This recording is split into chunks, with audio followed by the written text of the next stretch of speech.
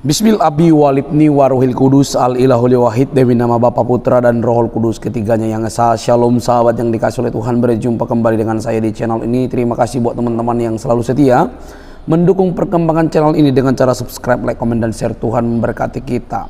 Sobat yang dikasih oleh Tuhan, pertarungan untuk melawan tuduhan-tuduhan dari para polemikus muslim, ustadz yang selalu membahas Alkitab itu terus berlangsung. Luar biasa mereka mengutak-atik Alkitab, tetapi puji Tuhan dengan firman Tuhan dan kuasa Roh Kudus Tuhan, seluruh apologetik Kristen diberikan wawasan, pengetahuan untuk meluruskan bahkan membantah sekaligus menyerang secara langsung bagaimana keimanan mereka, dan itu sudah dilakukan oleh apologetik Kristen berulang-ulang. Teman-teman terus dukung, doakan supaya banyak orang disadarkan. Tujuan kita bukan hanya meluruskan, tapi juga untuk memberitakan Injil, dan banyak orang yang akhirnya dicerdaskan karena membuktikan bahwa apa yang dibahas oleh para ustadz itu semua adalah kebohongan, dan akhirnya mereka dicerdaskan untuk menerima Yesus sebagai Tuhan dan Juru Selamat pribadi. Mari kita lihat video berikut ini teman-teman. Ini dia videonya.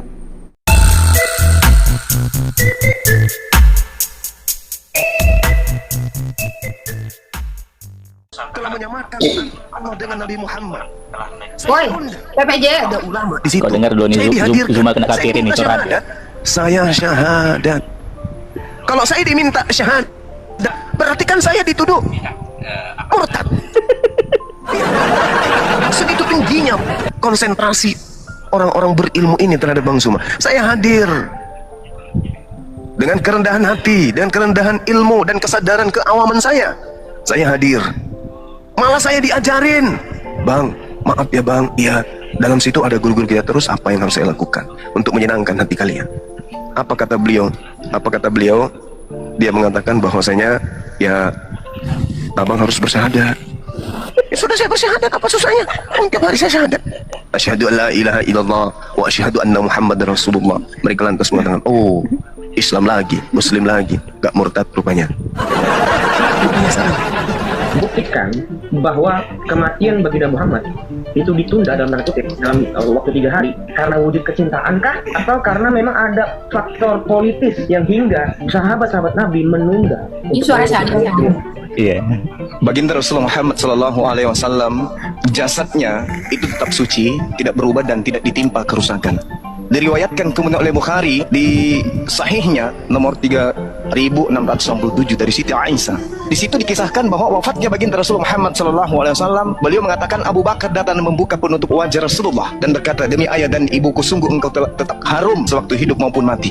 Ya, sampai di penghujung hadis itu jelas sekali dikatakan. Saya tadi membuka hadis yang dikasih sama Zuma itu di dalam Sahih Bukhari 3667, itu kok isinya malah jenggot Abu Jahal isinya. Betul loh, masa reputasinya udah internasional begini ngasih data ngawur-ngawur gitu. Tadi kalau saya tadi salah menyebutkan data, mungkin saya keliru ya, saya hilap. Itu coba saya akan mencarikan Anda hadis yang berkaitan dengan hal yang saya sebutkan tadi. Iya, yang saya maksud itu, sorry ya, di hadis riwayat Ahmad Musnad 4 187. Sorry. Nah itu udah dibenerin, perkara gitu doang rewel banget. Ya waktu gua hilang berapa tuh? 30 detik waktu gua hilang. ini lawak atau gimana ya? Tadi jenggot Abu Jahal ini lagi dibuka ya, isinya malah jangan berbicara malam kecuali pada 2 orang. Coba di mute. Gimana sih? Nih, tadi yang nyuruh buka Mustad Ahmad 4187 ini siapa? Ya, 4187 ya? Wasallam, beliau bersabda tidak boleh bicara malam kecuali pada 2 orang atau salah satu dari 2 orang. Maksudnya apa ini? Ya, gak jelas. Udah, wajar sih, namanya juga masih Islam ya. Bagaimana cara istinja? Istinja Iya. saat buang air kecil jongkok, kemudian setelah di akhir mendehep.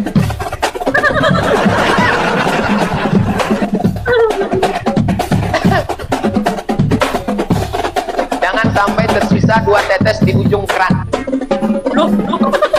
Kalau buang air besar, kaki kiri tumit dinaikkan ke atas, menekan lambung. Udah macam anjing lu, Bibis. Itulah bahayanya WC jongkok. WC jongkok itu tidak dari syariat Islam.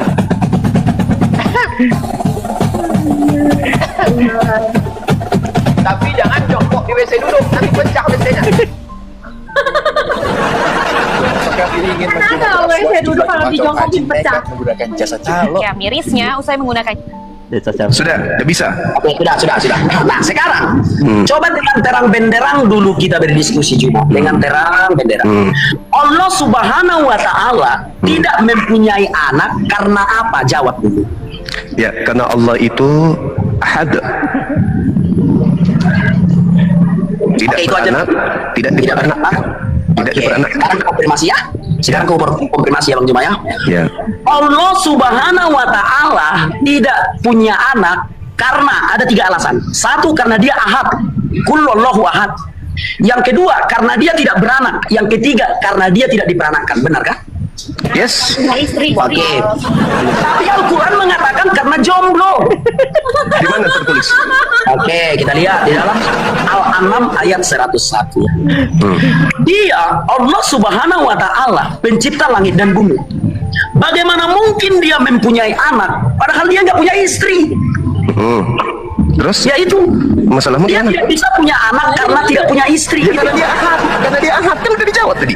Bukan karena nggak punya istri. Karena dia ahad. Sudah aku bilang dari Juma, Allah Subhanahu wa taala tidak punya anak karena dia ahad. Iya, betul. Karena tidak beranak. Oh, tidak punya keturunan dan seterusnya. Itu Ngerti nggak jawabannya. kau apa yang kutanyakan, Juma? Mengerti, cuman kamu yang tidak bisa nangkap jawaban saya. Apalah yang kutanya? Coba apa yang kutanya? Coba kaulah dulu yang mengurai pertanyaanku, kau yang menjawabnya. Bagaimana mungkin Allah punya anak? Bukan itu yang kutanya.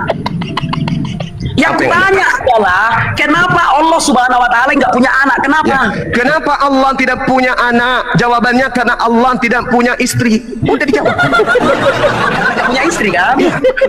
Oke. Ya, apa masalahnya? Apa masalahnya? Ya sudah, ya sudah. Oke, giliran saya bertanya, boleh? Oke. Oke, saya bertanya ya. Oke. Silakan. Ini mantap. Kenapa Yesus tidak punya anak? Dia udah punya istri lah.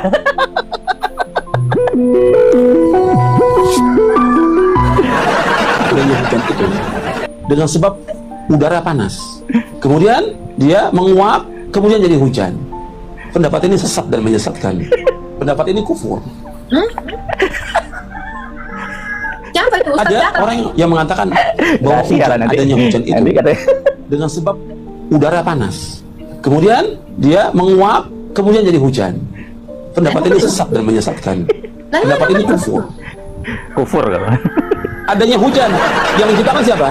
Allah. Yang menentukan hujan Allah, bukan karena cuaca panas, Nah itu kan bukan karena bukan karena yang lain. Jadi mereka ini menulis buku-buku itu tujuan apa? Untuk menghilangkan keyakinan kepada Allah yang Maha Pencipta. Jadi bukan karena sengaja dibikin seperti itu di buku-buku sekolah itu karena uap panas kemudian turun hujan untuk menghilangkan apa? Ini masih banyak nih, percaya kepada pengalaman Allah yang lucu. menciptakan. Allah yang menciptakan hujan. Onta itu bisa nggak minum 14 hari, tahan nggak minum di padang pasir 14 hari, itu onta. Sebab onta diciptakan dari jin. Onta itu dari jin, bukan dari binatang biasa. Makanya onta itu tahan panas. Afala yang udah panas gitu. apakah orang kafir belum memperhatikan? Dengar Tidak memperhatikan dari mana onta diciptakan. Dalam tafsir Jamal diceritakan khuliqat min jin. Itu onta diciptakan dari jin. Semua binatang kalau jalan kepalanya ke bawah begini. Ya. Nah, terus dia ketika dia kembali ke surga bagaimana? Dia tuh kembali seperti itu lagi ya. Firman itu memangnya kapan berubah dari air ke es batu sehingga es batu balik ke air? Firman itu kan tetap selama-lamanya firman itu. Gimana dia mau kembali lagi? Memang sebelumnya dia kemana? Berubah jadi apa? Kan kagak ada yang berubah. Firman itu mengambil kodrat manusia. Saya nih firman, saya ambil. Ya saya tetap ini dengan 2 kodrat. Makanya Yesus itu kan dikatakan memiliki 2 kodrat. Kodrat Allahnya itu mau kembali kemana emang dia seperti itu? Oh iya. Kalau dikatakan dia kembali lagi, lo kembali lagi apa? Yang terangkat itu adalah apa? Kemanusiaannya yang sebelumnya memang tidak ada bersama-sama dengan sang Bapa. Yang bersama-sama dengan sang Bapa itu kan sosial. Aku dan Bapa satu. Yesus selalu berkata aku dan Bapa satu, yaitu dia menuju kepada kodrat ilahinya. Allah bukanlah manusia. Hakikat kemanusiaan Yesus itu bukan Allah. Hakikat kemanusiaannya itu adalah pengantara kita. Karena Esa Allah itu Esa pula pengantara kita, yaitu manusia Yesus Kristus. Hakikat kemanusiaannya ya sebagai manusia. Makanya dia dikatakan dia duduk di sebelah kanan yang maha kuasa. Ya kemanusiaannya. Oh iya iya benar. Dia adalah tunas Daud yang mewarisi tahta Daud. Itu merujuk kepada kemanusiaannya. Kalau keilahian dia Allah tetap selama-lamanya, dahulu, sekarang, dan sampai selama-lamanya sepanjang segala abad. Firman itu satu di dalam Bapa dan tidak pernah ganti. Kayak saya terus-terusan mengutus suara saya sampai ke orang. Tetapi suara saya itu tetap ada dalam diri saya, tidak pernah berubah, tidak pernah habis, tidak pernah berpisah dari hakikat kemanusiaan saya yang satu ini. Gitu. Iya. Ini ya benar tadi kan kakak bilang tadi ketika di sebelah kanan Allah maksudnya. Itu yang masih bingung saya kak. Gini maksudnya ketika dia kembali ke surga di sebelah kanan Allah itu maksudnya gimana? Ada dua orang atau satu dia kembali ke firman-Nya lagi, ke ilahiannya gitu? Dua orang yang mana? Kan dibilang satu, yaitu Bapa dengan firman dan rohnya. Kemanusiaannya itu yang duduk di sebelah kanan yang maha kuasa. Tahta itu kemanusiaannya karena dia kan raja. Oh, berarti kemanusiaan yang itu yang sebelah kanannya maksudnya gitu? Ya, dialah yang bertahta. Karena ini barusan dari tadi ya ayatnya ya. Karena Esa Allah kita, Esa pula pengantara kita, manusia Yesus Kristus. Nanti yang kita saksikan di sorga yaitu kemanusiaannya Yesus. Emang kita bisa melihat keilahiannya? Nggak pernah bisa. Iya. Oh. Jadi apa yang mau berubah? Kembali. Di pikiran kanan itu, firman itu berubah jadi apa? Nggak ada. Filipi 2 ayat 6 sampai 7, bahwa dalam rupa Allah tidak menganggap kesetaraan itu sebagai hal yang harus dipertahankan, melainkan telah mengosongkan dirinya dan menjadi seorang hamba. Dalam kemanusiaannya berdiam seluruhnya kepenuhan keilahian. Kolose 2 ayat 9. Oh, berarti keilahiannya itu tetap jadi yang sebelah kanan maksudnya itu Yesus itu nanti yang kita lihat begitu. Ketika kita 1 Korintus 8 ayat 6. Namun bagi kita hanya ada satu Allah saja, yaitu Bapa yang daripadanya berasal segala sesuatu, dan satu Tuhan saja. Itu merujuk kepada kemanusiaannya, Yesus Kristus, yang karena Dia kita hidup. Jelas ayatnya. Satu Allah, satu Tuhan. Tuhan itu merujuk kepada kemanusiaannya.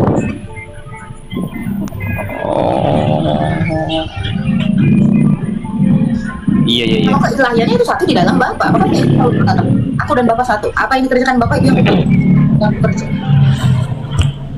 Berarti keilahiannya kan kita nggak bisa lihat kan? Berarti yang kita lihat nanti pas di surga itu kan kemanusiaan gitu. 1 Timotius 6 ayat 16. Dialah satu-satunya yang tak takluk oleh maut, bersemayam dalam terang yang tak terhampiri. Tidak seorang pun yang bisa melihatnya.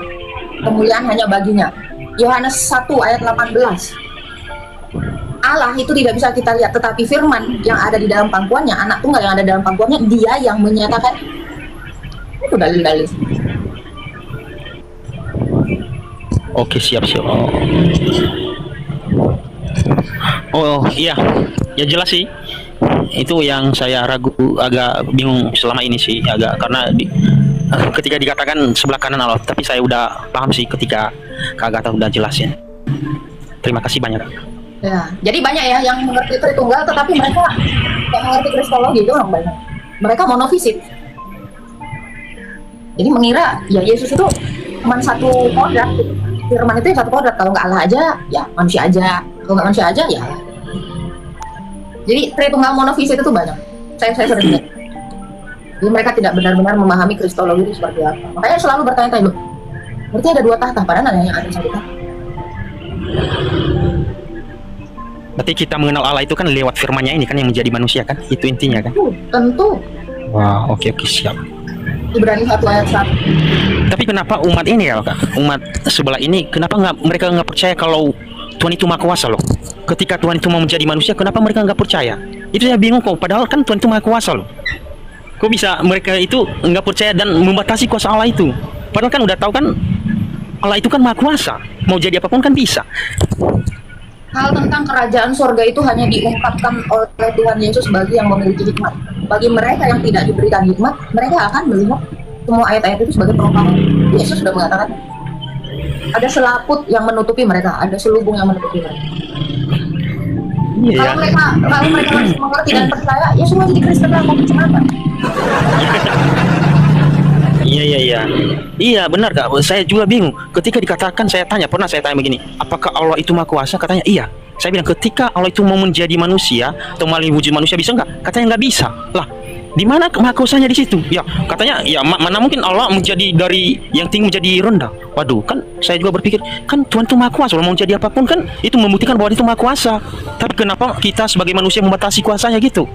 Katanya nggak mungkin lah manusia itu menjadi manusia. Waduh, saya pikir ini gimana sih?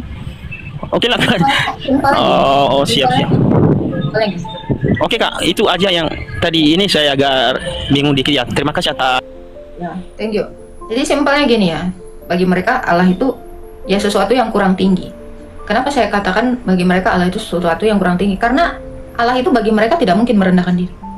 Logikanya hanya yang maha tinggi yang bisa merendahkan. Dari mana Musa tahu bahwa hari pertama Tuhan menciptakan langit dan bumi, hari kedua Tuhan menciptakan ini, hari ketiga Tuhan menciptakan ini.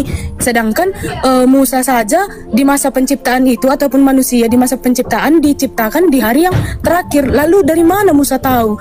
Itu pertanyaan yang pernah mereka tanyakan sama aku Kak. Tetapi aku agak bingung gitu menjawabnya Kak, karena di kampus memang belum pernah kutanyakan gitu kepada dosen Kak. Bolehkah Kakak memberikan respon Kakak tentang hal tersebut? Terima kasih Kak. Iya, karena Allah mewahyukan itu semuanya kepada Musa. Kan Allah bertemu. Tentu Allah memberikan penglihatan itu kepada Musa. Kalau yang masa lalu saja Tuhan bisa beri pengetahuan atau penglihatan kepada Musa, loh bagaimana Yohanes? Yohanes lebih jauh lagi, coba baca kitab Wahyu. Dia menceritakan bahwa malaikat itu jatuh dari langit, sang bintang timur itu. Ini Musa ini terlalu muda menurut saya. Tetapi Yohanes, bayangkan Yohanes yang ada 1500 tahun setelah Musa, di situ Allah memberi wahyu kepada Yohanes. Coba kalau dibacanya. Kak Inka coba baca Wahyu yang setan, engkau ular tua, naga, iblis ya, ular tua telah jatuh dari sorga. Yang Mikael itu berperang melawan iblis, Satan, yang membawa sepertiga dari bintang. Itu jadi bagaimana Musa belum lahir tetapi sudah menceritakan itu, karena Musa diilhami, diberikan wahyu kepada Allah. Oke Kak, baik, terima kasih Kak. Terus bolehkah sekali lagi saya bertanya Kak? Pertanyaan yang kedua, pernah juga ditanyakan orang sama saya kan Kak, tentang pada awalnya kan waktu gini Kak, dari dosen saya mengatakan bahwa sebelum dunia diciptakan, maka para malaikat ada bersama Bapa di sorga. Nah, kemudian yang menjadi pertanyaan orang kepada saya Kak, lalu siapa sebenarnya, ataupun kedudukan siapa sebenarnya yang paling tinggi antara malaikat dengan manusia? Itu yang saya bingungkan juga untuk menjawab pertanyaan mereka Kak. Oke. Malaikat itu diciptakan untuk melayani Allah, tetapi malaikat itu tidak segambar dan serupa dengan Allah. Makhluk yang lebih tinggi itu adalah manusia. Coba kakak baca Ibrani 2 ayat yang ke-15. Sebab bukanlah malaikat-malaikat yang Dia kasihi, melainkan keturunan Abraham. Jadi yang memiliki kemuliaan yang hampir sama seperti Allah itu adalah manusia. Makanya coba kakak baca ya, Kejadian 1 ayat 26-27 dicatat ya. Marilah, baiklah kita menjadikan manusia itu menurut gambar dan rupa kita. Gambaran Allah, rupa Allah, itu kita miliki. Makanya nanti kita setelah mati, yang percaya kepada Kristus, kita dimuliakan dan diberikan kesempatan untuk ikut ambil bagian dalam kodrat ilahi. 1 Petrus 1 ayat 4. Jadi manakah yang lebih mulia? Ya tentu manusia. Itu dia. Oke Kak, satu lagi aja Kak, setelah ini saya turun. Kemarin saya kan sering nih masuk ke live Kakak, melihat ataupun mendengarkan tentang pertanyaan orang-orang kepada Kakak. Dan yang dosen saya katakan Kak, disinilah terjadi kebingungan menurut saya. Karena kemarin teman saya pernah bertanya kepada dosen, Pak, apakah ketika nanti kita di surga kita saling mengenal? Lalu jawaban dosen saya katanya tidak. Sedangkan kemarin jawaban Kakak yang saya dengarkan bahwa di surga nanti kita akan saling mengenal. Itu. Terima kasih Kak.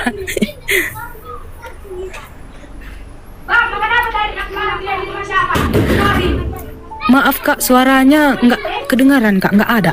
Oh sorry. Oke. Kemarin itu saya udah kasih dalilnya ya kan, yang tentang, coba kamu baca Matius 10 ya. Markus 16. Di situ kan ada seorang kaya dan seorang miskin yang bernama Lazarus.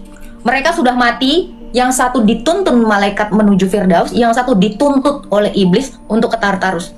Dan mereka saling mengenal. Orang kaya itu melihat, oh ternyata si Lazarus ini berada di pangkuan Bapak Abraham. Dia mengenali di situ. Dan si Lazarus juga mengenali orang kaya itu yang di ini. Tunggu ya, ada kemarin itu datanya. Bentar. Saya kalau nggak salah itu, nah ini Lukas 16 ayat 19 ya. Ada seorang kaya yang selalu berpakaian jubah ungu. Saya masuk aja kedua-dua. Kemudian matilah orang miskin itu, lalu dibawa oleh malaikat-malaikat ke pangkuan Abraham. Orang kaya itu juga mati lalu dikubur. Sementara ia menderita sengsara dan dia memandang ke atas. Dilihatnya Abraham dan Lazarus duduk di pangkuannya. Di sini sama-sama sudah mati. Di sini Lazarus melihat, orang kaya itu pun melihat. Jadi siapa bilang kita tidak saling mengenal? Lalu Kak, bukankah kita nanti gini, kan kita mati, tentu roh kita kan berada di satu tempat yang dosen saya atau pangkuan Abraham itu adalah tempat-tempat orang-orang yang percaya menanti-nantikan Yesus untuk mengubahkan tubuh kita di hari kebangkitan. Filipi 3 ayat 20 sampai 21. Ini kan sudah jelas. Yang satu di bawah. Jadi nama tempat penantian nanti, alam penantian nanti setelah kita mati itu namanya Hades. Ada dua. Di sini yang percaya, di kiri itu yang namanya Tartarus. Yang satu lagi itu namanya Firdaus. Tartarus itu untuk orang-orang yang tidak percaya, yang dituntut oleh iblis menuju kepada neraka. Itu berandanya neraka. Yang satu berandanya dari surga. Keselamatan itu belum tentu kita dapatkan. Kenapa? Karena nanti kita akan menantikan Yesus datang kedua kali untuk membangkitkan kita semua, baik yang ada di Firdaus maupun yang di Tartarus. Yang pertama sekali yang dibangkitkan adalah Firdaus. Roh kita disatukan kembali dengan tubuh kita, lalu diubahkan tubuh kita yang hina ini menjadi tubuh yang sama dengan tubuh kebangkitan Kristus. Itu dalilnya Filipi 3 ayat 20 sampai 21. Yang tidak percaya juga dibangkitkan untuk dihakimi lalu dibinasakan selama-lamanya. Nah itu. Jadi semua orang yang sudah dari neraka itu tidak bisa lagi kembali ke surga. Tidak ada jalan lagi bagi mereka. Makanya untuk orang-orang yang di bawah ini, dikira mereka nanti di neraka, kita lihat aja nanti, maaf. Karena kita semua yang sudah di Tartarus atau di Firdaus itu tidak bisa berubah tempat. Kita semua masuk bagian kita gitu. Dan itu tidak akan ini. Dan masalah soal tidak mengenali ya, tidak mengenali. Kristus Yesus itu sudah mati dan bangkit. Apakah Yesus mengenali murid-muridnya? Mengenali. Apakah Lazarus juga setelah dibangkitkan tidak mengenali keluarganya? Mengenali. Jadi nggak ada dasar yang mengatakan kita mati nanti tidak saling mengenali. Itu salah. Tidak ada dasarnya di dalam Alkitab. Tetapi di sini dikatakan saling mengenali. Jadi seperti itu nanti kebangkitan itu. Yang percaya dan tidak percaya semua dibangkitkan. Yang percaya itu untuk diberi kemuliaan, yang tidak percaya itu untuk dihakimi lalu dibinasakan. Kebinasaan itu adalah apa? Menderita selama-lamanya karena mereka jauh dari Allah. Oke Kak, maksud saya Kak, yang menjadi kebingungan menurutku tentang itu tadi Kak. Kalau kita kan nanti dibangkitkan ketika Yesus datang ke dunia untuk kedua kalinya, kan begitu yang Kakak bilang tadi kan? Yang saya bingungkan tentang Lazarus yang sudah masuk surga dan orang kaya yang masuk neraka. Belum ada surga di sini, belum ada surga. Jadi pangkuan Abraham. Oke. Oh ya Kak, terima kasih ya Kak telah membantu. Karena gini Kak, banyak orang mengira surga itu tempat. Surga itu adalah keadaan di mana kita kembali ke fitrah kita, kembali ke kodrat kita. Kita ini menyatu dengan Allah. Jadi surga itu adalah Allah. Aku telah berdosa kepada Bapa, aku telah berdosa kepada surga. Jadi di mana Allah itu berada, kita berada bersama-sama dengan Sang Bapa. Itulah surga, keadaan menyatu dengan Allah. Jadi bukan artinya surga itu tempat. Firdaus itulah yang dinamakan tempat sementara. Karena tempat kita nanti adalah di bumi yang baru dan langit yang baru. Nah, seperti itu. Oke, terima kasih ya Kak telah menjawab pertanyaan yang saya lontarkan. Baik. Boleh Kak Inka? Gak apa-apa, nanti sini aja kalau misalnya saya bisa jawab. Nanti saya DM Kakak. Boleh. Terima kasih ya Kak. Iya Kak, terima kasih Kak. Ya, Tuhan berkati. Baik teman-teman yang dikasih oleh Tuhan, kita sudah mendengarkan ya. Jadi dalam sebuah video ini ditayangkan oleh rekan kita Apologetik Kristen dan memutar beberapa debat berlangsung, diskusi berlangsung antara Apologetik Kristen dan juga polemikus Muslim, Ustadz Zuma dan lain sebagainya. Nah teman-teman, perlu kita garis bawahi Berapologetika itu merupakan perintah Tuhan, mempertanggungjawabkan iman kita terhadap orang-orang yang menyalahpahami iman kita. Itu jelas dalam firman Tuhan dalam 1 Petrus, ya. Jelas dikatakan di sana, siap sedia memberikan pertanggungjawaban, ya. Jadi bukan tugas pendeta, bukan tugas apologetik, tapi bukan tugas orang-orang yang bergabung dalam apologetik maksudnya, tapi tugas setiap orang percaya untuk memberi pertanggungan jawab terhadap iman terhadap orang-orang yang menuduh Alkitab kita, teman-teman. Bahkan di zaman ini memang sungguh sangat direpotkan dalam hal begini. Kita temukan ada banyak para polemikus dan para ustadz yang lebih sibuk membahas Alkitab tentang kekristenan dibandingkan Al-Quran dan hadis ataupun agamanya mereka. Ini sangat repot karena apa? Mereka tidak ahli, tapi justru dijuluki mereka ahli di bidang Alkitab. Kan ini keliru sekali. Dari situ saja sebenarnya sudah menjadi pertanyaan bagi para kaum muslim ketika disematkan kepada para ustadz dan para polemikus mualaf tentang kristologi, ahli kitab, ahli Bible dan lain sebagainya. Mereka masih kok percaya begitu ya. Harusnya itu diberikan kepada siapa? Kepada orang yang belajar Alkitab, bukan kepada mereka ustadz yang tidak mengerti sama sekali soal Alkitab.